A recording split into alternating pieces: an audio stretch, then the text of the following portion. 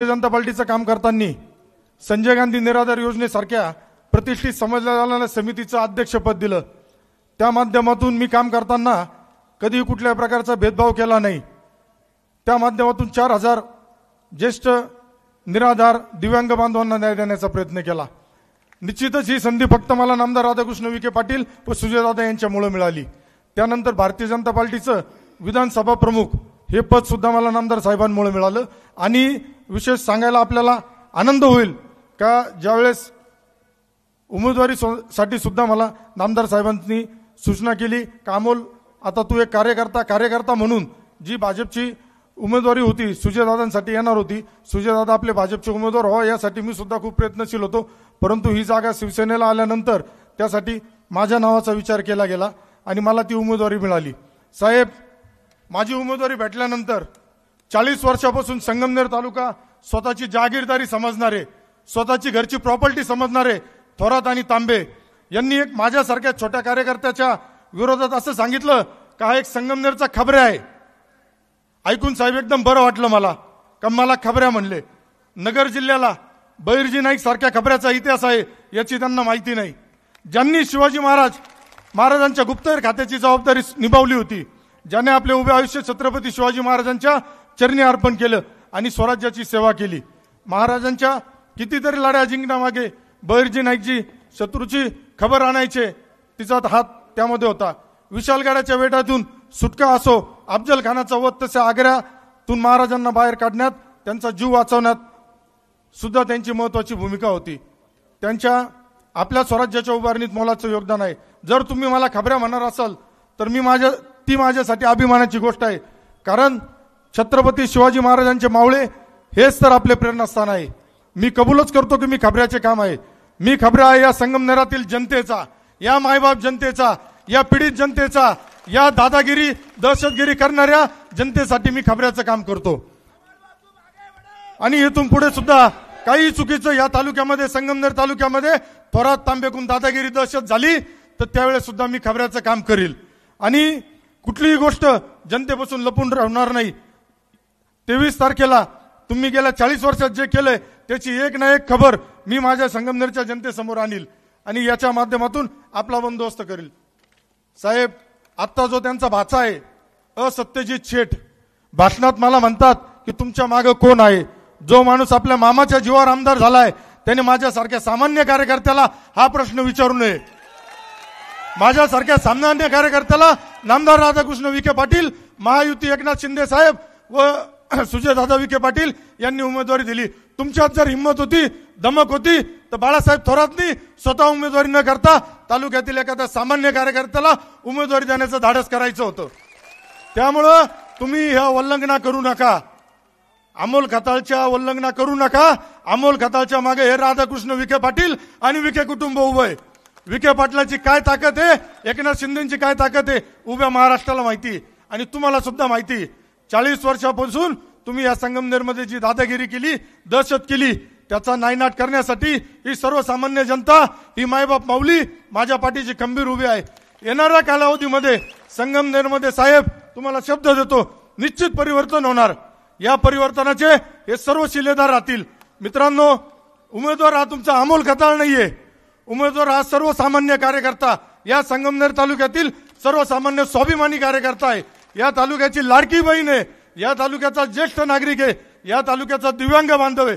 या सर्वांची आशीर्वाद मला मिळाला, त्यामुळे आज माझी उमेदवारी मिळाली। साहेब, हे 40 वर्ष झाले यांना रस्ते नाही बनवता आले। यांनी जे गावागावात दत्तक घेतले त्या गावातील लोकांना जर विचारलं तर साहेब यांनी दत्तक काय घेतलंय, गाव घेतलंय का गावचे ठेकेदार घेतले का गावचे बगल बच्चे घेतले, हे इथल्या जनतेला आता कळून चुकलंय। 40 वर्ष कशाला म्हणता, हे सांगता क्रेशर बंद झाले। अहो, क्रेशर बंद झाले तुमच्या भावाचं चालू आहे।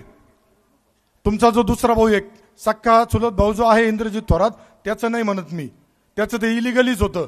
मग याचं जर या तालुक्यामध्ये इलिगली सर्व चालत होतं, जर त्याच्यामध्ये कायद्याचं राज्य असताना कायद्याचा धाक राहिला नव्हता, त्यासाठी जे काही प्रयत्न झाले, सामान्य नागरिकांच्या तक्रारी झाल्या, हरित लवादाची तक्रार झाल्यानंतर याबाबत कारवाई झाल्या, परंतु जनतेची दिशाभूल करण्यासाठी आपल्याला लक्षात आलं का आता आपले भाऊ ठेकेदार आहे, याच्याकडे नगरपालिकेपासून राज्यस्तराचे सगळे कामं चालत आहे. या कामाचे बिलं काढण्यासाठी अडचण येणार होती, कारण आपण कधी रस्तेच केले नाही, फक्त बिलं काढले, बिलाच्या माध्यमातून हे केलं. यापूर्वी जनतेला इतक्या वेळेस वेठीस धरलं, परंतु यावेळेस जनतेने परिवर्तनाचा निश्चय केला आहे. नामदार राधाकृष्ण विखे पाटलांनी या तालुक्यातील शेतकऱ्यांना सुजलम सुफलम करण्यासाठी दुग्ध विकास मंत्री असताना त्यांच्या खात्याच्या माध्यमातून 7 रुपये अनुदान देण्याचा ऐतिहासिक निर्णय घेतला. काय यांना नाही जमलं? यांनी महसूल मंत्री असताना काय केलं? याचा हिशोब आपल्याला जनतेला सगळ्यांना घ्यायचा आहे.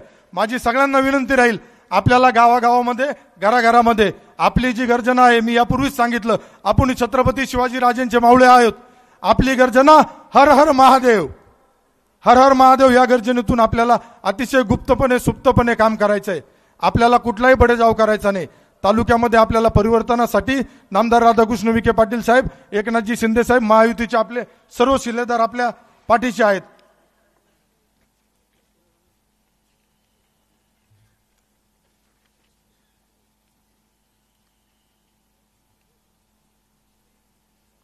संगमनेरला जिल्हा दर्जा देण्यासाठी आपण आधीपासून लढत आलोय, परंतु आपल्याच तालुक्यातील काही बाळासाहेब थोरातच महसूल मंत्री होते, परंतु त्यांना ते कधी झालं नाही. त्यांनी ट्विट केलं होतं एक का पालघर जिल्हा झाला, त्यांना पालघर जिल्हा झाल्याचा आनंद झाला, परंतु संगमनेरचा नाही.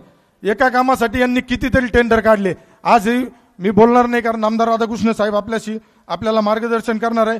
परंतु माझ्यावरती ते ज्या पद्धतीने टीका करतील, मी खूप संयमी माणूस आहे, मी काम करताना खूप संयम धरतो, परंतु आता जनतेच्या प्रेमाखातीर, जनतेच्या विश्वासासाठी, जनतेवरच्या दादागिरी दहशतीला बिमोडून काढण्यासाठी वेळ प्रसंगी मी सर्व भूमिका साईडला ठेवून आपल्यामध्ये यापूर्वीपासून जसं काम करतोय आक्रमकपणे काम करल. येणाऱ्या कालावधीमध्ये आपल्याला संगमनेर तालुक्यामध्ये नामदार साहेबांच्या, शिंदे साहेबांच्या माध्यमातून तालुक्याला विकासावर आणायचा आहे.